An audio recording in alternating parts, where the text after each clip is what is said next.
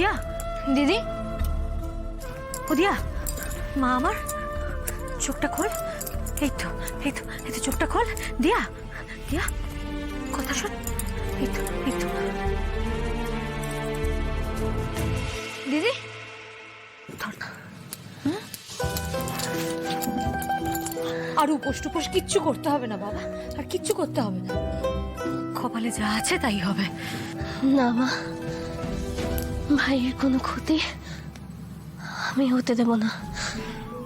আর একটা দিন আমি ঠিক পারবো,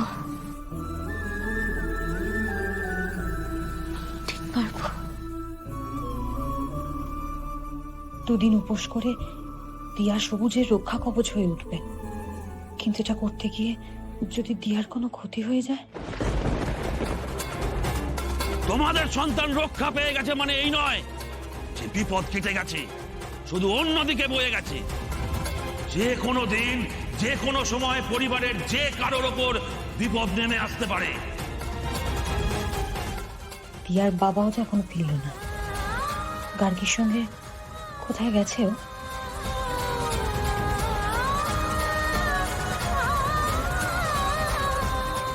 The number you are calling is currently switched off. সবুজ, মনে হচ্ছে বাবা এসেছে। তুই একটুখানি দিদির কাছে। হ্যাঁ মা। তুমি বাবাকে বলো না যে আমি উপোস করে আছি। বাবা যদি জানতে পারে তাহলে আমাকে জোর করে খাইয়ে দেবে, এতে ভাইয়ের ক্ষতি হবে। প্লিজ তুমি বলো না।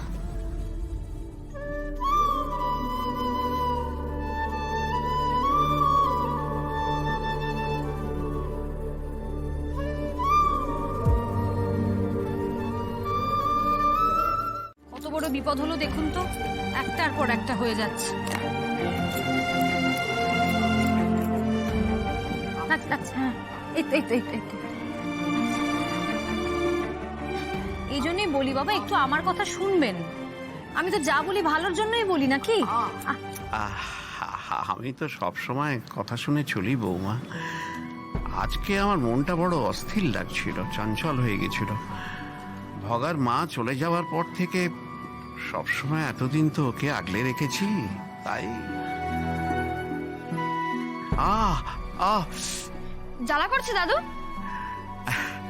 হ্যাঁ, তা একটু করছে দাদু ভাই। ও কিছু না, ও ভগা বাড়ি ফিরলে সমস্ত জ্বালা যন্ত্রণা কমে যাবে। বাবা, এত চিন্তা আপনি করবেন না। ও হয়তো কাজে আটকে পড়েছে, চলে আসবে, কিছুক্ষণের মধ্যেই হয়তো চলে আসবে। এত চিন্তা করার কিছু নেই। সবুজ, যাও তো একটু দাদুকে জল এনে দাও।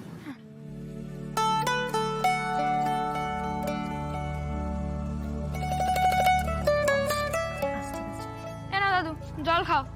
হ্যাঁ দাও। তোর তুমি থামো তো, আমরা কি করতে। হ্যাঁ করো।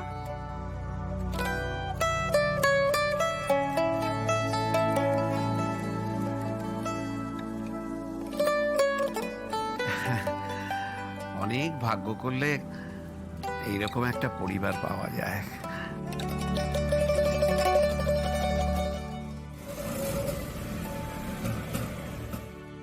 ওই ভগা এলো বোধহয়।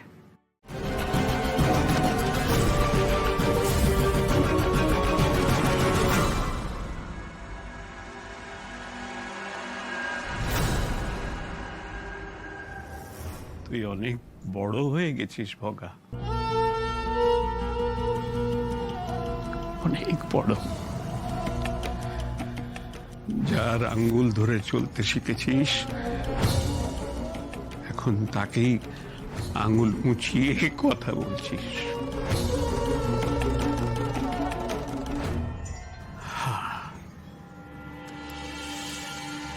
কৃতদাস তুই না রে ভগা, আমরা তোর কৃতদাস।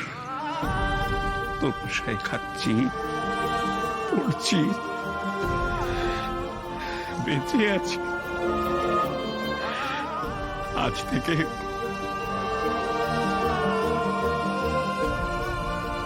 তুই আমাদের মালিক।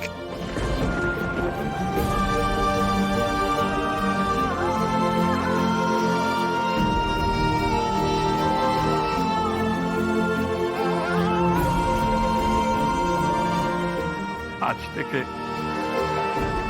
তুই আমাদের যা যা বলবি সমস্ত হুকুম মেনে চলবো।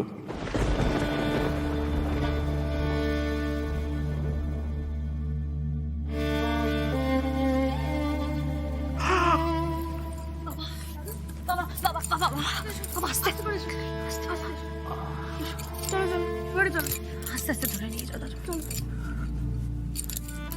আস্তে আস্তে নিয়ে যাও। কংগ্রাচুলেশন স্যার, আপনার নতুন কাজের জন্য অনেক গুড উইশেস। আপনার জীবন আরো কঠিন হতে চলেছে।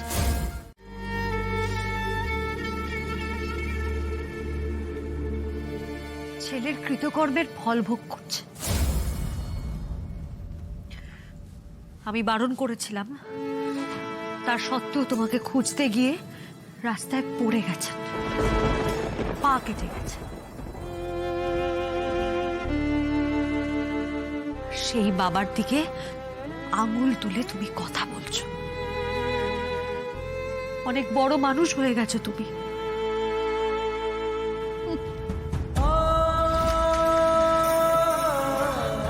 হাত মুখ ধুয়ে এসো, আমি খাবার বাড়ছি। চিন্তা নেই,